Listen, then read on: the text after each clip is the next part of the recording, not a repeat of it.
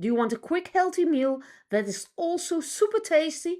This chicken with broccoli and rice is ready in just 15 minutes and it's perfect for busy days. And let me show you how easy it is. And just 15 minutes, that's faster than your delivery service. Mix the brown sugar, soy sauce, rice vinegar, oyster sauce, sesame oil, mirin wine and cornstarch. This is your flavor bomb. Sweet, salty and umami all in one. Heat some oil in your wok. Fry the onion until soft and translucent. Then add the garlic and ginger. Can you smell it already? That's the start of something delicious.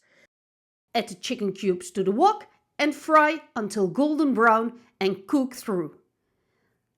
Then add the broccoli, which is cooked for 4 minutes, and your sauce.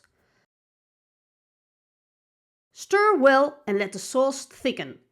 Turn off the heat.